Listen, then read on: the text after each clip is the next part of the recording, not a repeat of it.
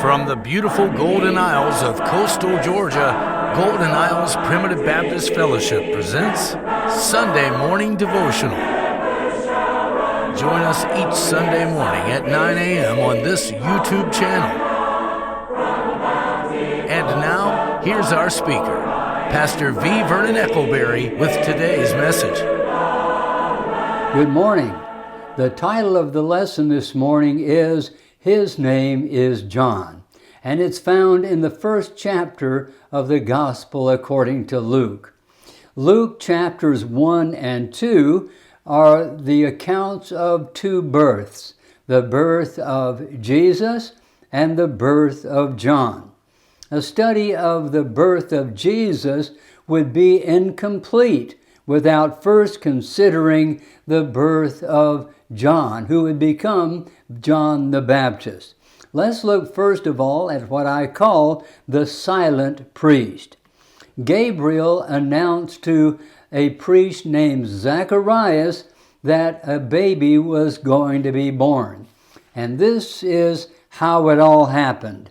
From the first chapter of Luke, verse 5, there was in the days of Herod, the king of Judea, a certain priest named Zacharias. And his wife was of the daughters of Aaron, and her name was Elizabeth. And they were both righteous before God, walking in all the commandments and ordinances of the Lord, blameless. But there was a problem. They had no child, because that Elizabeth was barren, and they both were well stricken in years. And now the appearance of the angel Gabriel. As Zacharias was executing the priest's office by burning incense, there appeared unto him an angel of the Lord. And this is verse 11 of Luke 1. There appeared unto him an angel of the Lord standing on the right side of the altar of incense. And when Zacharias saw him, he was troubled, and fear fell upon him. But the angel said unto him, Fear not, Zacharias, for thy prayer is heard, and thy wife Elizabeth shall bear thee a son, and thou shalt call his name John. But Zacharias couldn't quite get a handle on all of that, and so he fell into disbelief. We read in verse 18, And Zacharias said unto the angel, Whereby shall I know this? For I am an old man, and my wife well stricken in years. And the angel answering said unto him, I am Gabriel, that stand in the presence of God, and am sent to speak unto thee, and to show thee these glad tidings. And behold, thou shalt be dumb, or not able to speak, until the day that these things shall be performed, because thou believest not my words, which shall be fulfilled in their season. And 9 months later, the baby was born. And then it was time on the 8th day for a ceremony to be held at the temple, during which the baby would be circumcised.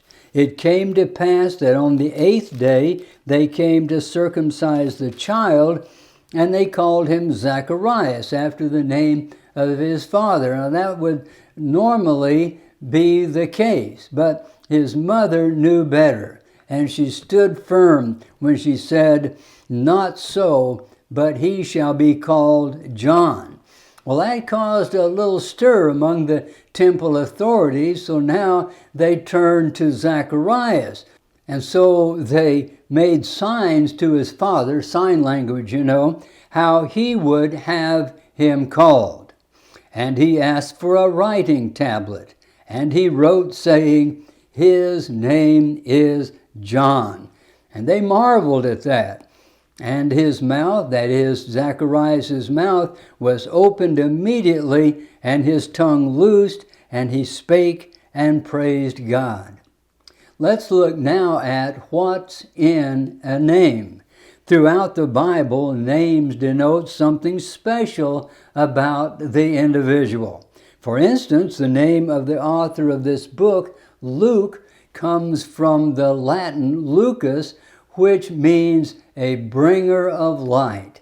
and how much light this gospel according to Luke has brought to the world since the time that it was written. John's name was important because it's the name that God, through Gabriel, gave him. And it's important. The name is important because translated, it means God is gracious.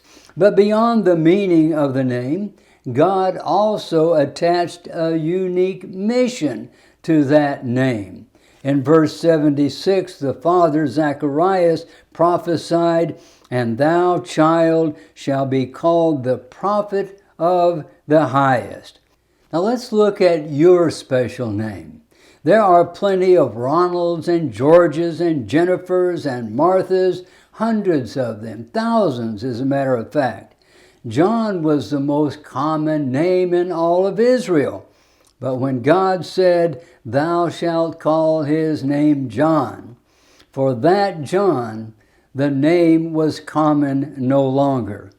Our names also might be common in the world, but not so to God. Jesus said, "He calleth his own sheep by name." Each of us has a unique name to our Good Shepherd. Although it may sound the same, to God it's unique and it means something. Jesus calls a multitude of bills, for instance, to him, but the name of each bill is unique. Isaiah writes concerning himself, "Before I was born, the Lord called me. From my mother's womb, he has spoken my name." Now that's important, isn't it? That God knows our name before we were born. When the Lord comes again, we'll be given new names, but while we live this life, we have one name. That is the name that we're given at birth. And God knew that name before we were ever born, and it's special to him. We often hear of people wanting to make a name for themselves. I want to be someone. I want my name to be famous. I want to see my name in lights. But with God, your name already means something. It's unique and important no matter how many Marys or Jimmys there are. Zacharias and Elizabeth's son's life would be cut short in the way that we reckon a human lifetime. But when he faced the executioner's axe, he had no regrets. He had lived up to the expectation attached to Zacharias' words that he inscribed on a wax tablet. His name is John. And now may God be with you till we meet again. Thank you for joining us this morning on Sunday Morning Devotional. We hope you'll be with us again next Sunday at 9 a.m. on this YouTube channel. Have a blessed Lord's Day.